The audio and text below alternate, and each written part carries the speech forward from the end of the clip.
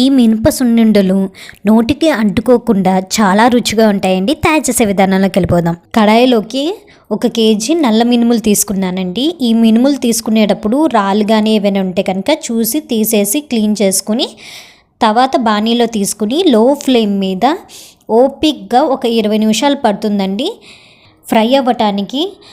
అలాగే మినుములు వేగినాయి అని తెలియటానికి ఒకటి నోట్లో వేసుకుంటే మీకు క్రిస్పీగా ఉండాలి, అలాగే మంచి సువాసన వస్తుందండి ఫ్రై అవ్వగానే. ఇలాగ వేగిన తర్వాత దీంట్లోకి 80 గ్రాములు బియ్యం యాడ్ చేస్తున్నానండి.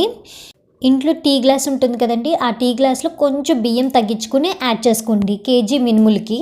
స్టవ్ వెలిగించక్కర్లేదండి, ఈ మినుముల్లో ఉన్న వేడికే మనకి బియ్యం అనేది వేగిపోతుంది. 2-3 సార్లు ఇలా కలుపుకుంటే సరిపోతుంది. ఇది ఓ గిన్నెలో తీసేసుకుని కంప్లీట్గా చల్లార్చండి.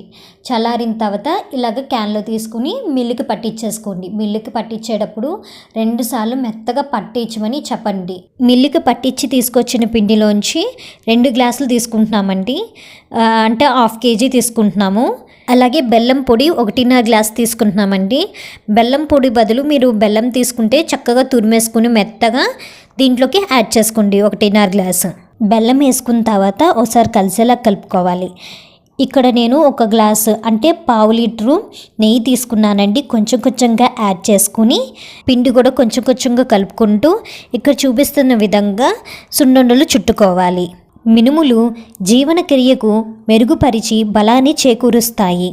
100 గ్రాముల మినుముల్లో 18 గ్రాములు ఫైబరు, అలాగే 1 గ్రాము పొటాషియము, దాంతోపాటు విటమిన్ సి, విటమిన్ B1, B3తో పాటు కాల్షియం, మెగ్నీషియం, ఐరన్ వంటివి కూడా పుష్కలంగా ఉంటాయి. ఇలాగే అన్ని మినపసుండల్ని చుట్టుకోండి.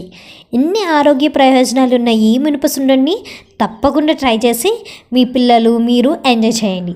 ఎలా వచ్చిందో కామెంట్ సెక్షన్లో చెప్పండి. Thanks for watching. బాయ్.